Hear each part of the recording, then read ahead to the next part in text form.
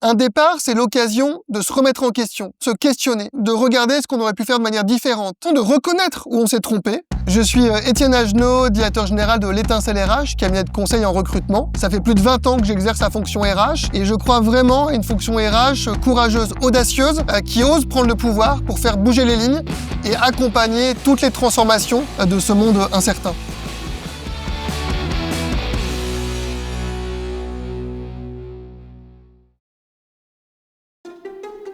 C'est bon, tu peux y aller. Oh.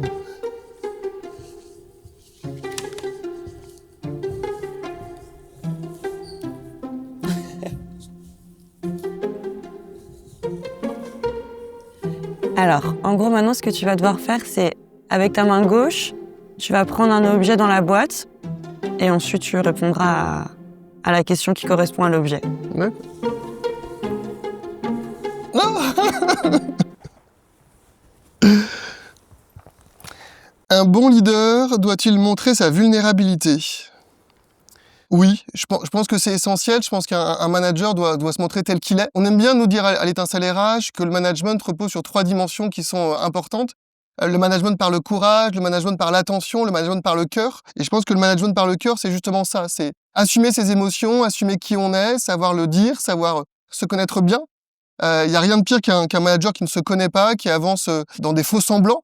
Donc en tout cas, je pense qu'il est essentiel de savoir qui on est, de l'assumer. Le management par l'attention, c'est justement, en plus de ça, c'est porter attention à ses collaborateurs pour créer les conditions de la bonne sécurité psychologique qui va permettre à chacun de s'exprimer, à chacun d'exprimer qui il est, qui est essentiel. Et puis le management par le courage, parce que on peut être qui on peut être dans l'émotion, mais à un moment donné, on est aussi là pour faire fonctionner une organisation, pour apporter de la performance à l'organisation. Et puis on doit prendre des décisions dans un monde qui est incertain, qui est pas évident, qui est pas facile. Et donc le manager doit aussi faire preuve de courage dans sa capacité à décider dans l'incertitude, dans un monde qui est très ambigu, qui est très instable. Et donc pour moi, un bon manager, c'est quelqu'un qui sait montrer sa vulnérabilité, qui sait porter la bonne attention à ses collaborateurs et à l'organisation, parce qu'on ne doit pas oublier l'intérêt collectif et pas être focalisé que sur l'intérêt individuel. Et puis c'est un manager qui sait être courageux.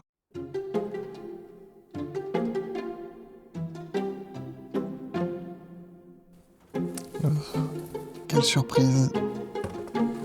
Ouh là là. Oh. Comment donner la parole aux professionnels des ressources humaines ? Je vais pas l'utiliser. Mais il faut déjà qu'il apprenne la parole. Après, je pense qu'aujourd'hui, on a beaucoup de RH qui prennent la parole, mais beaucoup d'influenceurs RH. Je trouve qu'on assiste aujourd'hui à une tendance, parfois même de victimisation, d'injonction, en tout cas paradoxale, par des gens qui pratiquent pas la fonction RH au quotidien. Et donc, je pense qu'aujourd'hui, il est essentiel que les RH prennent la parole, en tout cas pour mieux valoriser leur impact, mieux valoriser leur métier sur le sujet. Mais finalement, plus que prendre la parole, parce qu'on voit qu'aujourd'hui, on a une saturation aussi, je trouve, de la prise de parole, enfin notamment sur les réseaux sociaux. Il y a de plus en plus de RH et d'influenceurs qui apparaissent, ce qui est à la fois bien, mais qui crée aussi une saturation et qui crée un paradoxe entre l'injonction de ce qu'il faudrait faire et le passage à l'action. Et je pense qu'aujourd'hui, le vrai enjeu pour les RH, c'est pas tant de prendre la parole, mais c'est de réussir ce passage à l'action et d'être épaulé pour ce passage à l'action. À l'Étincelle RH, c'est ce qu'on a fait. On a lancé Pragma, les RH aux manches retroussées, qui est une communauté justement apprenante de passage à l'action. L'enjeu, c'est que les RH puissent partager entre eux sur leurs problématiques, leurs enjeux, mais c'est surtout qu'on les aide à passer à l'action et à agir. On voit bien que dans tous les posts qu'on lit sur les réseaux sociaux, il y a beaucoup d'injonctions sur il faudrait faire ci, il faut être comme ci, il faut être comme ça, mais sans forcément toujours donner les bons guides pratiques pour aider les RH à agir. Donc j'ai envie de dire aux RH, continuez à prendre la parole, mais surtout inspirez-nous par la mise en action. Inspirez-nous par ce qui fonctionne, par ce qui marche, par ce qui est difficile à faire, mais aidez-nous aussi à trouver les bonnes astuces, les bonnes méthodes pour y arriver. Et puis sinon, rejoignez Pragma pour justement passer à l'action en venant apprendre avec vos pairs et puis en venant derrière travailler sur vos plans d'action opérationnels. Parce que ce qui fait, en tout cas, la force de la fonction RH, c'est aussi l'impact qu'elle a sur les organisations. Et donc, il faut continuer à oser, il faut continuer à avoir du courage dans la fonction RH. La fonction RH est une fonction qui est exigeante, c'est une fonction qui est pas toujours évidente, pas toujours facile. Donc, il faut le dire, il faut expliquer les difficultés, il faut faire preuve de pédagogie par rapport aux dirigeants, aux managers, aux opérationnels. Mais il faut surtout pas oublier qu'on est là pour aider une organisation, pour accompagner une organisation. Et donc, prendre la parole, oui, mais blablater sans passer à l'action, non merci.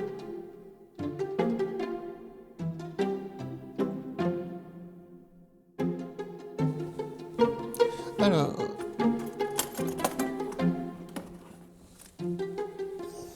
Oula. La transparence totale des salaires est-elle possible? Alors oui, la transparence des salaires est possible, mais c'est pareil, on peut faire une injonction en disant il faut que tous les salaires soient visibles, connus dans toutes les organisations, sur toutes les annonces, notamment je pense aux annonces de recrutement, qui est un vrai débat suite à la directive européenne, mais rendre les salaires transparents à l'extérieur sans avoir travaillé en interne sur le sujet, c'est un risque d'échec fondamental. Et donc oui, il faut rendre les salaires transparents, il faut faire preuve de plus de transparence dans l'organisation, mais tout ça ne s'improvise pas, tout ça se décrète pas d'une façon. Il est essentiel avant de communiquer en externe, de bien travailler sur le sujet en interne. Ça suppose d'avoir une vision claire de quels sont nos emplois, comment on positionne les emplois les uns par rapport aux autres, c'est quoi nos médianes, nos bases minimum, nos bases maximum, sur quels critères reposent les critères de classification des emplois ou de cotation des emplois. Et puis surtout, le monde idyllique où les salaires sont tous complètement alignés, sans écart, injustifiés, ça n'existe pas, malheureusement. Moi, j'ai l'exemple d'une entreprise dans laquelle j'ai travaillé. On a refondu l'ensemble de la politique de rémunération et on a mis en place une grille des salaires avec des classes de gestion, des emplois, des niveaux de rémunération. Et on a dedans fait état de situations historiques qui existaient dans l'organisation. Des collaborateurs qui, à un moment donné, ont dû être repositionnés sur un autre emploi. Des gens dont l'historique, l'ancienneté dans l'entreprise avait mené sur des parcours non linéaires et qui fait qu'on a des écarts. Alors on peut se dire, cette personne, elle est surpositionnée par rapport aux autres, il faut qu'on augmente tout le monde. Ou on doit faire preuve de courage et expliquer aux collaborateurs, expliquer au reste de l'organisation que non, ces écarts-là, ils sont pas incohérents, ils s'expliquent par une histoire, par un passé. Mais c'est pas pour ça que tout le monde doit remonter à ce niveau. Donc parfois, c'est pas une question de gens qui sont surpositionnés et qui fait que tout le monde devrait être augmenté. C'est juste des écarts naturels qui existent par rapport à des histoires et des parcours individuels. On a parfois tendance à oublier sur la partie rémunération que bien sûr, il y a des enjeux d'équité, il y a des enjeux de règles et de cadres à poser dans l'organisation, mais il y a aussi parfois des parcours qui existent dans l'organisation. Un collaborateur qui occupait des fonctions managériales et qui finalement, pour des questions soit personnelles, soit parce qu'il y avait un décalage, a été amené à reprendre un autre emploi dans l'entreprise sans des fonctions managériales, et donc se retrouve à avoir un niveau de salaire plus élevé que les personnes qui occupent le même emploi. Ça ne veut pas dire que les autres sont mal rémunérés, c'est juste que cette personne, elle a, à un moment donné dans son parcours, eu des étapes qui expliquent un niveau de rémunération. Donc, oui à la transparence, mais il faut pas être...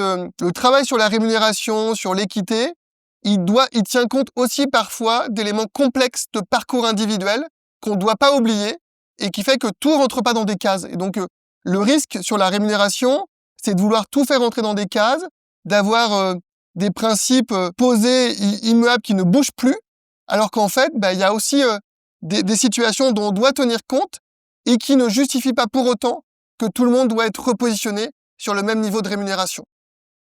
Et puis on parle beaucoup de la transparence totale des salaires, on parle de ces enjeux de transparence qui sont essentiels comme étant aujourd'hui l'élément clé pour attirer les candidats et vos futurs collaborateurs. Alors bien sûr, la rémunération est un élément important, c'est la contrepartie des compétences et du job qu'on réalise. Par contre, c'est pas l'élément essentiel non plus. C'est-à-dire que oui, c'est important, mais ce qui fait que je vais venir dans une entreprise, ce qui fait que je vais y rester, c'est la reconnaissance au sens global, qui ne passe pas que par la rémunération directe. C'est la culture managériale qui va me donner envie de rester. Parfois, je vais accéder à un job peut-être moins bien payé qu'à l'extérieur, mais avec un management plus attentif, avec des parcours de formation, de développement, d'apprentissage qui vont me développer et renforcer mon employabilité de manière beaucoup plus importante, des conditions de travail, un aménagement du temps de travail. Donc oui, la rémunération et la transparence est importante, mais n'oubliez pas qu'elle s'inscrit dans une dimension plus globale. J'ai un manager dont je me souviens qui parlait souvent du tabouret en disant un tabouret, il y a 3 pieds, il y a oui la rémunération, mais il y a les conditions de travail, il y a le développement des compétences, et qu'en fait c'est l'ensemble qui permet au tabouret de tenir. Et donc j'aime bien cette image parce que on a parfois tendance à se focaliser sur un sujet. Ah non, mais notre rémunération elle va pas, il faut qu'on augmente les salaires, c'est ça qui va pas et qui fait qu'on n'attire pas. Parfois, et même souvent, la rémunération seule n'est pas l'élément essentiel. Bien sûr, quand il y a un décalage trop important avec le marché, c'est plus compliqué, plus difficile. Mais si à côté, on a une politique managériale, on a une politique de formation, une politique de développement, des conditions de travail, un mode de reconnaissance et de valorisation des collaborateurs qui tient compte de toutes ces dimensions, ce sera plus facile pour attirer et pour fidéliser. Donc oui, rendez vos salaires transparents, visibles et connus. En tout cas, partagez-les auprès de vos collaborateurs et à l'externe. Mais surtout, travaillez la reconnaissance de manière plus globale.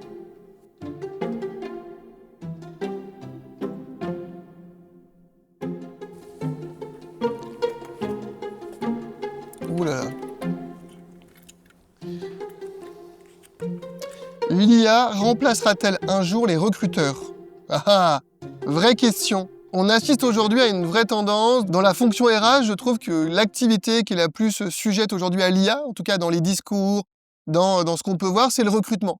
Avec, je trouve, un rêve qu'ont les entreprises, qu'ont les recruteurs, qu'ont les organisations, qui est de se dire demain, je claque des doigts, j'ai mes candidats qui correspondent à mes besoins sur le sujet. Malheureusement, moi je crains que ce ne soit pas la réalité. Bien sûr que l'IA va apporter beaucoup de choses, elle simplifie pas mal de choses, elle apporte de la facilité, elle est un vrai support sur le sujet, mais par contre, il y a une chose qu'elle ne sait pas faire, c'est décider en conscience, c'est savoir prendre une décision de recrutement en tenant compte de tout un environnement systémique qui existe. Recruter, c'est choisir la personne adaptée à une organisation, à un univers, à un métier, à un projet d'entreprise. C'est tenir compte de la complexité d'une organisation, de la complexité d'une équipe. C'est avoir tous ces éléments de lecture qu'aujourd'hui l'IA n'a pas. On oublie que l'IA, l'intelligence artificielle, n'est pas intelligente. Elle ne sait pas. L'intelligence, c'est de la probabilité, de la donnée statistique. Le ciel est, 90% des cas, le ciel est bleu. Donc l'IA va me dire que le ciel est bleu et pas le ciel est rose. Voilà. Dans le recrutement, c'est pareil, on a des données statistiques de probabilité. Et puis on oublie aussi surtout un autre sujet, c'est que bien sûr on s'est emparé de l'IA, et l'IA apporte une vraie valeur ajoutée et elle est indéniable. Il y a plein de solutions techniques qui vont permettre d'améliorer le tri, la sélection des candidats, je n'en doute pas sur le sujet.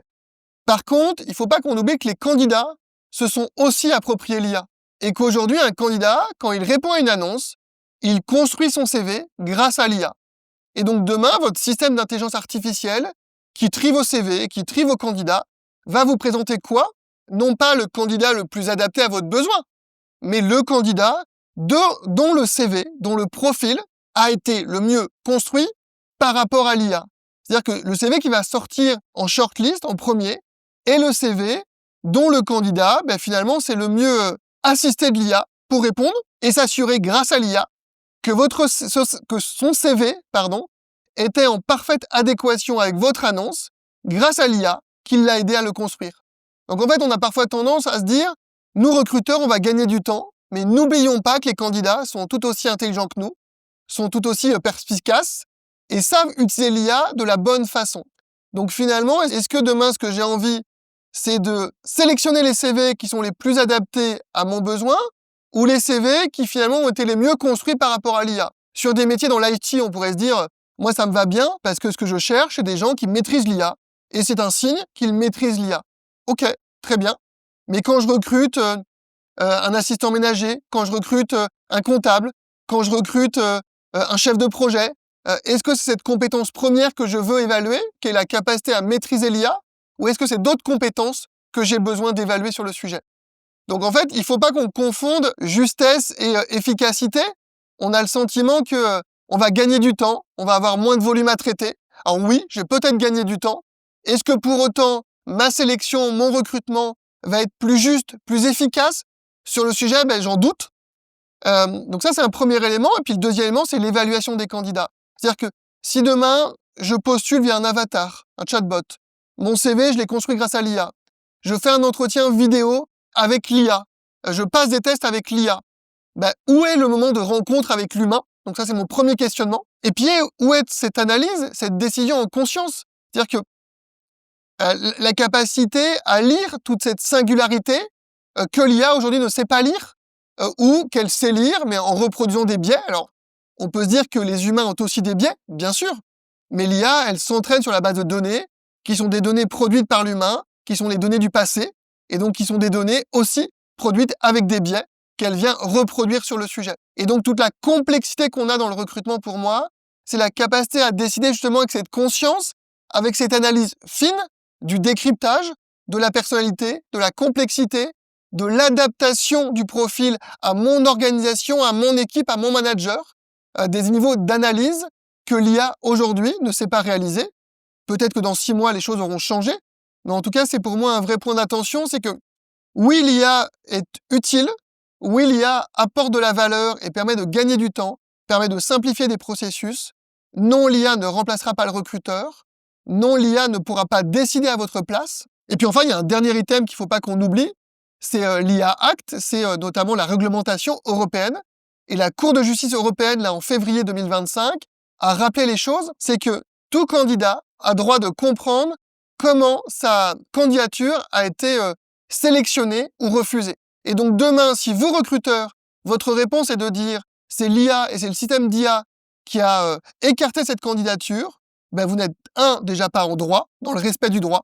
2, éthiquement, ça me pose moi des problèmes, car votre enjeu et votre rôle à vous, recruteur, c'est d'être capable de pouvoir expliquer pour chaque candidature pourquoi cette candidature, vous ne l'avez pas retenue. Si vous ne savez pas le faire parce que vous reposez sur l'IA et que donc l'IA vous remplace, là, vous avez un vrai souci. 1, vous faites plus votre job. 2, vous manquez d'éthique. 3, vous ne respectez pas le droit européen notamment sur le sujet.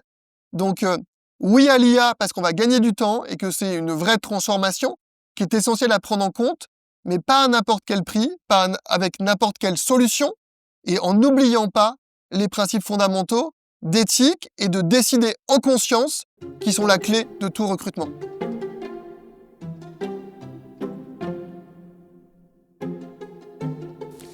Alors. Oh, j'ai jamais été bon en musique, hein. De directeur général au finisseur de clarinette, comment trouvez-vous tous les profils dont vous avez besoin? Vraie question. En effet, l'Étincelle RH, on est, nous, un cabinet de conseil en recrutement, et donc notre enjeu, c'est d'accompagner les organisations à détecter, en tout cas la perle, à trouver les bons profils, à prendre la bonne décision, à transformer aussi les ressources humaines, mais en tout cas, il y a un enjeu de recrutement. Ce qu'on aime faire, nous, à l'Étincelle, c'est des recrutements compliqués, je vais le dire de cette façon-là. Recruter un finisseur de clarinette, qui est l'exemple qui apparaît ici, qui est voilà, une anecdote que j'aime bien. Alors, c'est pas la majorité des postes qu'on gère à l'Étincelle, mais quand ce type de recrutement arrive chez nous, on est toujours très enthousiaste parce que un finisseur de clarinette, c'est un métier technique, c'est un métier rare, c'est un métier très spécifique. Il y a peu d'acteurs sur le marché en France et donc forcément, c'est compliqué. C'est compliqué parce que vous avez une base de candidats qui maîtrisent la compétence nécessaire, la compétence technique, qui est assez rare.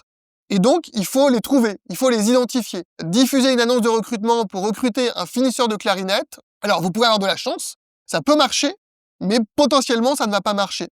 Et c'est là que toute l'expertise sur le sourcing, sur la chasse, qui est vraiment notre cœur de métier, le sourcing, ça a souvent été le parent pauvre des organisations, mais c'est un vrai métier. Savoir déjà bien comprendre le besoin, comprendre les spécificités techniques de l'organisation pour réussir derrière à identifier, c'est-à-dire mapper, où peuvent être tous les candidats disponibles. Où est-ce que je trouve un finisseur de clarinette? C'est quoi les organisations? C'est quoi les métiers? C'est quoi les endroits dans lesquels je peux les trouver? Comment je les contacte? Comment je rentre en contact avec ces personnes qui potentiellement sont sur des métiers non présents sur les réseaux sociaux? Quelle stratégie d'approche je vais avoir? Comment j'arrive à rentrer en contact avec eux? Comment je leur donne envie sur le sujet? Et en fait, c'est là toute la force, quand on parle de comment trouver les profils, c'est là toute la force et toute l'expertise d'un cabinet comme l'Étincelle RH, c'est cette capacité à mener cette investigation pour aller trouver ces candidats qui ne postulent pas et qui ne sont pas visibles. Ça suppose en tout cas voilà, de mener des stratégies qui parfois sont pas ultra complexes, et je vais prendre l'exemple du finisseur de clarinette, hein. Il y a peu d'acteurs sur le marché, mais finalement on a réussi à le trouver chez un concurrent direct qui était 2 rues à côté de l'entreprise pour laquelle on recrutait. Est-ce que c'est un coup de bol? Peut-être, mais c'est surtout pour moi le travail fin de l'équipe qu'elle a mené, parce que même si l'entreprise concurrente est à côté, il faut donner envie aux candidats de venir, il faut créer une relation, créer du sens, et puis s'assurer de la bonne adéquation sur le sujet. Parce que trouver les bons profils, c'est pas uniquement que identifier les bonnes compétences dont on a besoin. Et c'est là où, dans le recrutement, le process évaluatif est important.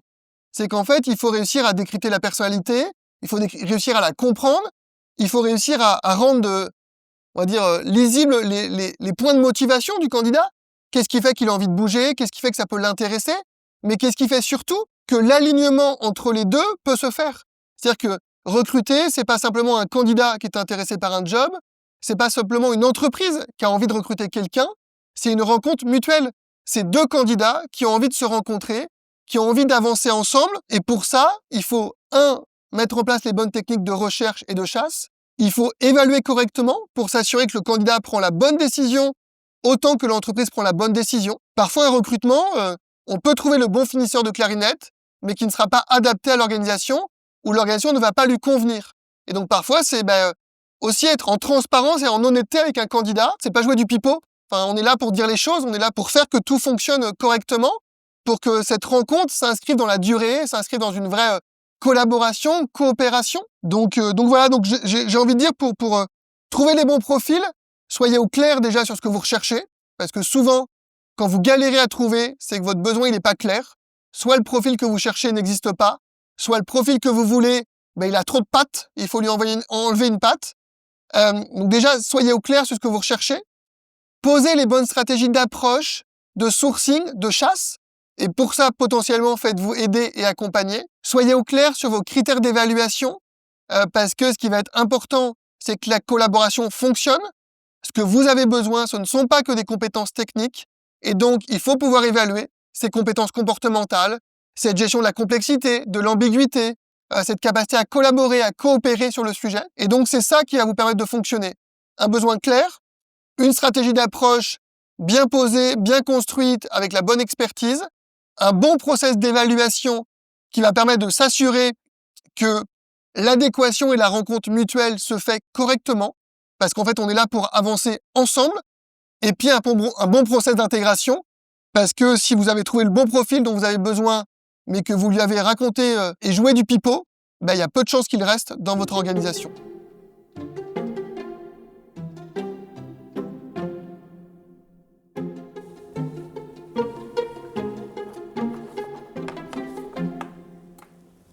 Oh! La langue des signes française. Bonjour, comment allez-vous? En quoi votre famille a-t-elle joué un rôle dans votre organisation professionnelle? Très bonne question. Je vais revenir sur la langue des signes après, mais moi je suis un pur profil RH. Ça fait 20 ans que je travaille dans les ressources humaines. Alors on dit parfois que c'est bien des RH qui viennent de d'autres métiers, de d'autres organisations. C'est pas mon cas. J'ai fait une formation RH, un parcours RH, et depuis très jeune et depuis très tôt, je sais que j'ai envie d'évoluer dans les ressources humaines. Est-ce que ma famille a joué un rôle dedans? Je pense que oui. Alors déjà, je viens d'une famille d'entrepreneurs. Mon grand-père a créé une entreprise, un groupe de transport. Mon père, avec ses frères, a développé cette entreprise. Alors mon père, on est parti quand il était au lycée. J'ai découvert en tout cas la vie de dirigeant très jeune par mon père. J'ai découvert la complexité d'une gouvernance, notamment familiale. J'ai découvert aussi un rapport au travail, une force de travail. Mon père est quelqu'un avec une force de travail incroyable, un investissement, alors trop fort ou pas peut-être, mais en tout cas un investissement dans le travail, dans l'attachement aussi aux équipes, aux collaborateurs. Donc je suis né en tout cas dans une organisation où j'ai vécu cette vie entrepreneuriale, mais qui était contrebalancée par le métier de ma mère. Ma mère était infirmière, un métier pénible, un métier compliqué, un métier subi, des tensions organisationnelles, des manques de moyens, des situations de harcèlement moral, un environnement sur ces fameux métiers de l'ombre, qu'on le sait, qui sont des métiers compliqués et difficiles. Et donc, j'ai vécu dans mon enfance, finalement, entre ces deux mondes, quelqu'un qui a le pouvoir de décider, le pouvoir d'écrire une stratégie, le pouvoir de poser les choses, de pouvoir emmener des équipes, de gérer toute une complexité d'une organisation, de s'investir pour créer de l'emploi, donner envie aux gens de le suivre, d'avancer avec lui. Et puis à côté, quelqu'un qui finalement vit son travail plein de sens, parce que le métier d'infirmier, c'est un métier plein de sens, avec des enjeux sociétaux, mais dans un cadre qui lui est imposé, qui lui est subi, avec des conditions de travail parfois déplorables. Et donc rapidement, j'ai pris conscience que la fonction RH était dans les organisations essentielles, aider un dirigeant à construire une bonne vision, aider un dirigeant à emmener, en tout cas, des collaborateurs avec lui dans un projet, important pour faire qu'une gouvernance, pour faire que l'organisation fonctionne correctement, et puis que la fonction RH, elle était aussi importante pour n'oublier personne, pour accompagner tout le monde, et puis garantir à chacun un cadre de travail sécurisé. Quand je dis sécurisé, le bon soutien psychologique qui permet à chacun d'exercer son travail dans de bonnes conditions. On parle beaucoup de santé mentale en ce moment, mais aussi les conditions de travail, les enjeux de développement des compétences, d'accompagnement à l'évolution de chacun. Donc j'ai baigné dans ces deux mondes et est venu s'ajouter un autre élément qui est ma grande sœur. Ma grande sœur est sourde de naissance et donc rapidement j'ai aussi été confronté aux enjeux de l'inclusion et aux enjeux de l'exclusion. J'ai rapidement découvert qu'on pouvait être mis de côté, qu'on pouvait être rendu invisible dans des organisations, que quand on cherche un job et qu'on est en situation de handicap, c'est compliqué. Un stage, c'est compliqué aussi, que on a parfois besoin des autres pour communiquer, pour échanger. Et donc finalement, c'est venu forger une conviction encore plus forte sur le rôle des RH qui sont là à la fois pour accompagner la performance d'une organisation, pour garantir les bonnes conditions de travail, être garant du cadre, mais aussi pour s'assurer que chacun trouve sa place dans une organisation et que l'inclusion, c'est pas juste un effet de mode, c'est pas juste une tendance qu'on peut lancer. Je vais faire de la politique, c'est pas une tendance de wokiste qu'on entend parfois sur les réseaux. C'est juste un vrai enjeu sociétal. C'est comment mon entreprise, j'arrive à la faire performer en permettant à chacun d'être bien dans son job, dans sa fonction, dans son métier, et que je m'assure que personne ne soit laissé de côté. Ça passe pour les personnes en situation de handicap, ça passe pour les personnes issues des quartiers prioritaires, ça passe pour les seniors, ça passe pour les jeunes, ça passe pour tout le monde. Et donc en fait, le vrai enjeu, il est là. Et donc c'est ce qui, je pense, a forgé très tôt, en tout cas mon envie d'œuvrer dans la fonction RH, permettre aux organisations de fonctionner en associant toujours ces notions de performance et ces notions de ce que je vais appeler d'humanité, qui sont pour moi essentielles.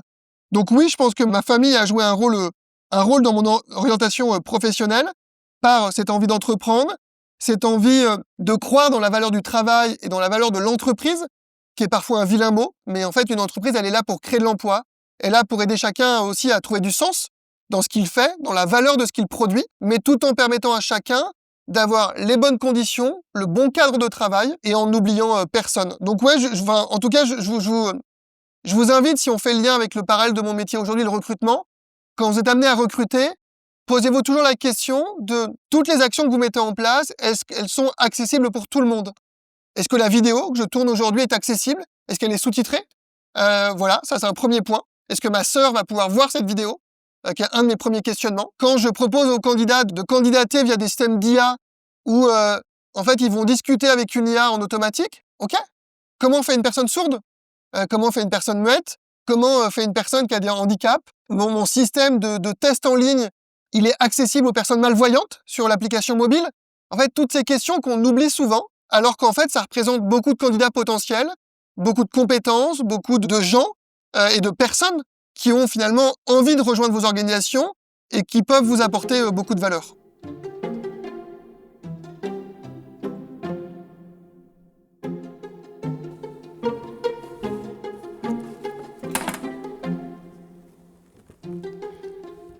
Voilà, sortie de secours, qu'est-ce qu'on va fuir ou pas?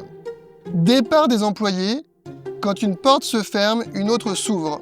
Les départs dans une entreprise, ça fait partie de la vie d'une organisation, mais c'est toujours un sujet sur lequel on n'est pas toujours à l'aise. Parce que parfois on le vit mal, parce que parfois c'est lié à des situations qui sont compliquées et complexes dans les entreprises. Mais je pense qu'en tout cas, un départ, c'est l'occasion pour une entreprise de toujours se reposer des questions. Quelles sont les raisons du départ du collaborateur? Est-ce que c'est en lien avec des enjeux organisationnels en entreprise? Est-ce que c'est en lien avec des promesses qui n'ont pas été tenues? Même si je vous invite à jamais faire de promesses, mais en tout cas des engagements qui n'ont pas été tenus. Est-ce que c'est lié à des envies, en tout cas d'évolution, que l'entreprise ne peut pas offrir aux collaborateurs et dont ça fait partie de la vie normale d'une organisation? Donc je pense qu'en tout cas, il est essentiel de se poser ces questions. En tant qu'ancien DRH, j'ai été confronté à des départs dans plein de façons différentes. J'ai été confronté à des départs, quand j'étais DRH, sur des départs parfois choisis et parfois subis. Voilà, parfois l'entreprise est amenée à se séparer de collaborateurs. Dans ces cas-là, la question est toujours de se dire, est-ce que la situation a été gérée de manière respectueuse, honnête et transparente? Est-ce qu'on a fait les choses avec le respect qu'on doit à l'individu? On doit parfois se séparer. Il y a des fois des situations dans des entreprises d'incompatibilité, d'insatisfaction, d'incompétence qui peuvent exister. Est-ce que déjà on a fait tout ce qu'il fallait pour éviter d'arriver à cette situation? et puis comment on accompagne les gens. Quand j'étais à l'étincelle RH, ça nous est arrivé de vivre cette situation-là. On a eu il y a quelques années le départ d'un associé qui a entraîné derrière le départ de d'autres collaborateurs. C'est forcément une situation qui a été compliquée, difficile à vivre personnellement, parce que c'est toujours un moment où on se pose plein de questions. On se pose des questions sur qu'est-ce qu'on a raté, qu'est-ce qu'on n'a pas vu, qu'est-ce qu'on aurait pu faire de manière différente, qu'est-ce qu'on a compris, qu'est-ce qu'on n'a pas compris. Il y a parfois des départs que vous ne comprenez pas, il y a des départs que vous comprenez, il y a des départs qui ne relèvent pas de vous. Mais en tout cas, moi, ce que j'en ai tiré, c'est vraiment cette capacité à se dire comment on profite de chaque départ pour se reposer des questions. Est-ce que notre modèle de management est aligné avec qui on est? Est-ce qu'on est aligné avec ce qu'on a évoqué lors du processus de recrutement? Est-ce que les gens, ils ont découvert dans l'entreprise des choses différentes de ce qu'on leur avait vendu? Est-ce qu'il y a des processus, des choses qu'on aurait pu évoluer? Je prends l'exemple à l'étincelle RH, quand ça nous est arrivé, on a reposé les choses avec nos collaborateurs.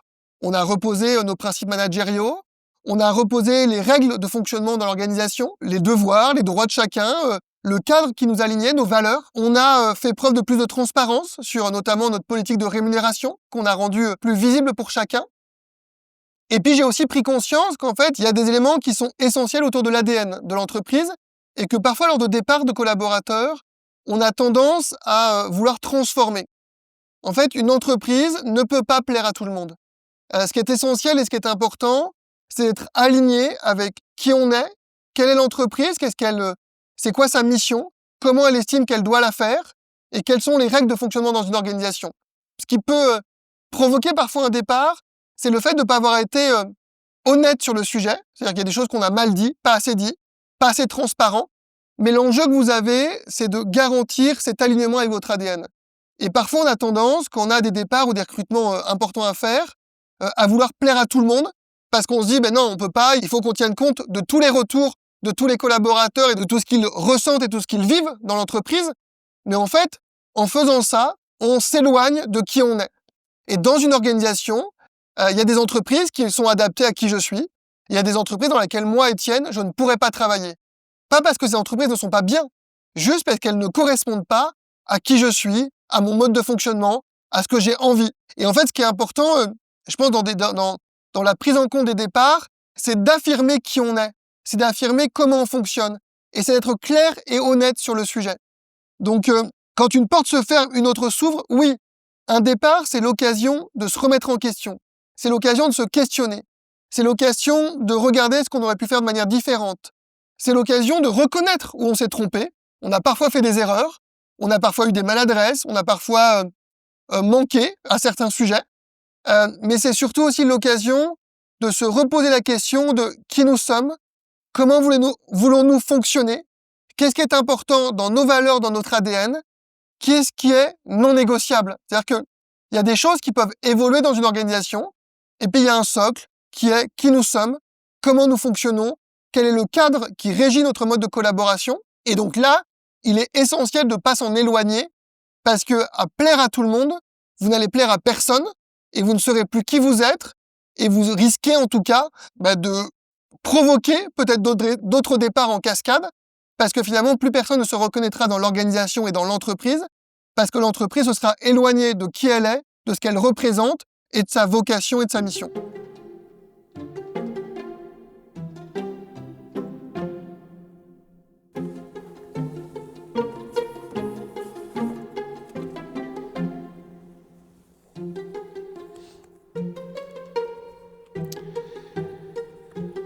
Comment attirer les talents avec cet aimant? Ça, c'est la bonne question. C'est le rêve de toute organisation qui est de se dire, je n'ai plus de difficulté de recrutement, j'arrive à attirer les bons candidats, les bonnes personnes dont j'ai besoin dans l'organisation. Ma première réponse, en tout cas, qui vient sur le sujet, c'est dire la vérité. Qu'est-ce que ça veut dire la vérité? C'est que vous aurez beau mettre en place toutes les campagnes de communication que vous voulez pour attirer les candidats, vous aurez beau mettre en place plein d'innovations sur la façon de recruter, d'attirer, de vous rendre visible. Si vous ne dites pas la vérité sur qui vous êtes, sur comment vous fonctionnez, sur qu'est-ce qui est important chez vous, mais en fait, vous n'attirez pas les bonnes personnes. En fait, l'enjeu du recrutement, c'est à la fois d'attirer et de filtrer et de sélectionner. Une annonce de recrutement, par exemple, qui attire 2000 candidats, je caricature volontairement, en fait, c'est pas une bonne annonce de recrutement. En fait, une annonce de recrutement, elle doit attirer les bons candidats. Elle ne doit pas attirer tous les candidats. Et donc, en fait, pour attirer, qu'est-ce qu'il faut faire? Il faut être honnête sur qui on est, dire qui on est, dire comment on fonctionne, dire qui vous êtes, vos principes, vos valeurs, vos modes de fonctionnement. C'est être transparent sur ce que vous n'êtes pas. Voilà, il y a des choses qui ne sont pas alignées avec votre organisation. C'est important d'être honnête sur le sujet aussi. C'est important de dire la vérité sur l'organisation, le métier, la coopération, les modes de fonctionnement. Donc en fait, on parle beaucoup d'authenticité en ce moment, que ce soit sur les réseaux sociaux, En fait, pour attirer, soyez authentique et dites la vérité. Alors, parfois vous allez me dire, oui, mais la vérité, elle n'est pas très belle parce que on n'a pas de moyens chez nous, on n'a pas beaucoup de budget pour former et pour accompagner. Ok, mais vous avez sûrement d'autres choses. Qu'est-ce qui fait que les gens qui sont présents chez vous sont toujours chez vous? Questionnez-les, interrogez-les. En fait, avant de vouloir attirer des collaborateurs à l'extérieur, posez-vous la question de qu'est-ce qui fait que les gens restent chez vous? C'est quoi votre différence? C'est quoi ce qui fait qu'on a envie d'être chez vous? L'enjeu pour attirer, c'est pas d'être comme tout le monde. C'est pas de partager les belles phrases à la mode. C'est d'être soi-même, c'est d'être authentique, c'est de dire comment on est avec sincérité, c'est de ne pas cacher ce qui dysfonctionne. Voilà, on n'a peut-être pas de moyens sur certains sujets, mais on a peut-être d'autres façons de faire, d'autres façons de fonctionner. En fait, attirer, ce n'est pas on parle beaucoup de la marque employeur pour attirer. La marque employeur, et notamment la communication employeur, c'est la dernière étape de votre travail. Votre vrai travail à réaliser pour pouvoir attirer, c'est de travailler votre identité employeur. Qui êtes-vous? Comment fonctionnez-vous? Comment collaborez-vous? Qu'est-ce qui fait la différence? Qu'est-ce qui fait qu'on a envie d'être dans votre entreprise? Qu'est-ce qui fait qu'on y reste? C'est quoi votre promesse employeur? Qu'est-ce que vous me proposez comme expérience différenciante, unique, qui fait que je vais venir chez vous plutôt que dans une autre organisation? Donc, oui, il faut attirer, mais pour ça, soyez honnête, dites la vérité, et puis surtout, sortez des effets de mode. C'est-à-dire que les candidats, ils le voient, ils ne sont pas bêtes. Quand vous dites la même chose que vos concurrents, quand vous faites les mêmes actions qu'eux, en fait, vous perdez votre ADN, vous perdez qui vous êtes, et finalement, ça m'attire peut-être un peu moins. Je préfère une entreprise peut-être moins belle et avec moins de choses à offrir, mais plus honnête, plus transparente, et dans lequel je sais que je vais construire en tout cas une vraie relation dans la durée.